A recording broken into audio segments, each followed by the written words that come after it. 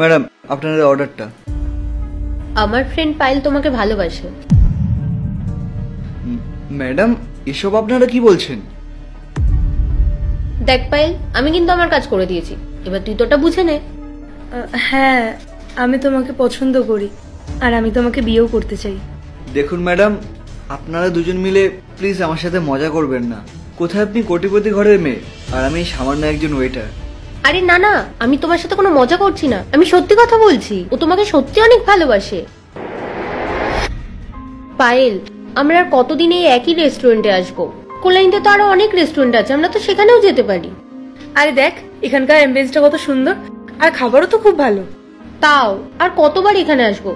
তুই ভাব, আগে আমরা প্রত্যেক উইকেন্ডে আলাদা আলাদা রেস্টুরেন্টে যেতাম, আর এখন এক সপ্তাহে 3 বার এখানে চলে আসি। একটু বোঝার চেষ্টা কর না। তুই কি কিছু লোকাচ্ছিস আমার থেকে? সত্যি করে বলতো, ব্যাপারটা কি? ঠিক আছে, আজকে তোকে বলেই ফেলি।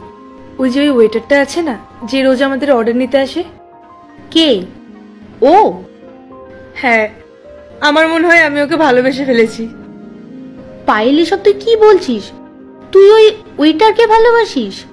হ্যাঁ রে, ওর কথা বলার ধরন, ওর স্মাইল, আর তুই দেখ পূজা, ও কত শান্তভাবে থাকে। আমার না ওকে খুব ভালো লাগে। ও যখন আমার আশেপাশে থাকে না, তখন আমার কেমন একটা হয়।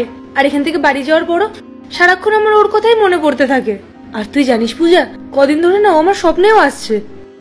তুই একবার নিজেকে দেখ আর ওকে দেখ। তোর বাবা এত বড় একজন বিজনেসম্যান, কোনোদিনও এটা মানবে না।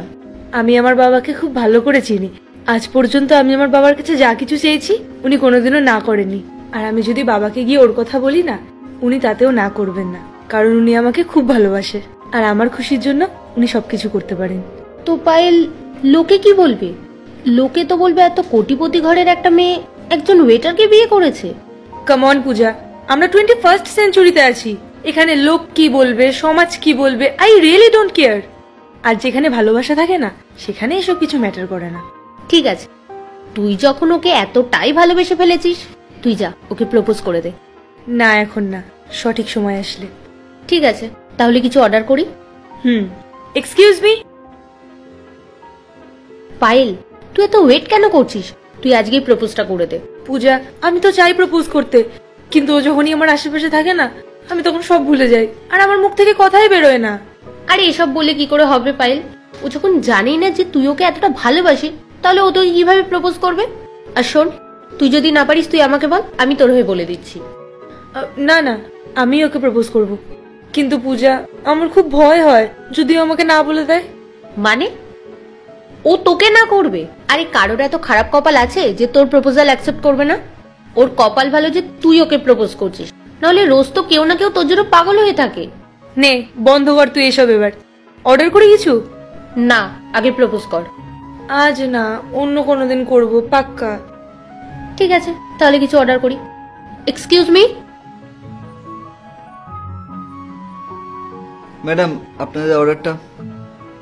আমার বান্ধবী পায়েল তোমাকে ভালোবাসে। দেখুন, এটা যদি সত্যিও হয় না, তবুও আমার জন্য পসিবল নয়, কারণ আপনার বাবা মস্ত বড় একজন বিজনেসম্যান। এই শহরে কে না ওনাকে চেনে, আর আমি তো সামান্য একজন ওয়েটার। দেখো, আমার তোমার এই ওয়েটারের জবে কোনো প্রবলেম নেই। যদি আমরা একসাথে থাকি, যদি আমরা বিয়ে করি, তাহলে আমরা একটা ক্যাফে খুলতে পারবো। আই এম সরি ম্যাডাম, আমার যোগ্যতা আমি জানি, আমি আপনার যোগ্য নই। আরে, আমার বান্ধবী তোমাকে প্রপোজ করলো আর তুমি বলছো তুমি ওর যোগ্য নাও? আরে তুমি ওর যোগ্য বলেই ও তোমাকে প্রপোজ করেছে। তুমি জানো, আজ পর্যন্ত ও কারোর প্রপোজাল অ্যাকসেপ্টও করেনি। হ্যাঁ জানি আমি। আপনার এখান থেকে যাওয়ার পর অনেক ছেলেরা আসে, যারা জিজ্ঞেস করে যে উনি কবে আসেন, কখন আসেন, রোজ আসেন কিনা। দেখো, এসব বাদ দাও। তুমি বলো, তুমি কি পায়েলকে পছন্দ করো? বলো। হ্যাঁ করি। আমি জানি না কেন আপনারা দুজন যখনই এখানে আসেন আমার সত্যি খুব ভালো লাগে, আর বিশেষ করে আপনার বিহেভিয়ার এত ভালো যে যে কেউ আপনার প্রেমে পড়ে যাবে। কিন্তু আপনার বাবা এত বড় একজন বিজনেসম্যান, আমাকে কি আদৌ মেনে নেবেন? ওসব ছাড়ো, ওটা আমার কাজ। তুমি বলো, তুমি আমাকে বিয়ে করবে? হ্যাঁ, করব। হ্যালো বাবা। হ্যাঁ বল মা। বাবা, আমি তোমাকে কিছু বলতে চাই। হ্যাঁ বল, কি বলবি? আমি একটা ছেলেকে খুব পছন্দ করি বাবা, আর আমি ওকে বিয়েও করতে চাই। ঠিক আছে মা। শুধু ঠিক আছে, জিজ্ঞেস করবে না ওই ছেলেটা কে, কি করে, কোথায় থাকে? পায়েল, আমি তোর বাবা হই, আমি সবই জানি। আজ পর্যন্ত তুই আমার সাথে কোনো ছেলেকে নিয়ে কোনো কথাই বলিসনি, কিন্তু কিছুদিন ধরে তুই একটা ওয়েটারের খুব প্রশংসা করছিস আমার কাছে। তাহলে মা, তুই যাকে ভালোবাসিস সেই কি ওই ছেলেটা? হ্যাঁ বাবা, ওই সেই। বেশ, আমি রাজি আছি মা। কবে দেখা করাবি বল? খুব তাড়াতাড়ি। অ্যান্ড থ্যাংক ইউ বাবা, I love you so much. I love you too মা। তুই সবসময় এরকম খুশি থাক। রাখছি মা তাহলে। এবার বলো। এরকম বাবা কার হয়? আমার। বলো এবার, কবে বিয়ে করছি আমরা? যখন তুমি বলবে। এখনই করে নি তাহলে? আমি রেডি। কংগ্রাচুলেশনস গাইস, তোদের দুজনের বিয়ে হচ্ছে। আরে অ্যাটলিস্ট এবার ভালো করে প্রপোজটা তো কর। I love you Rohan. I love you two.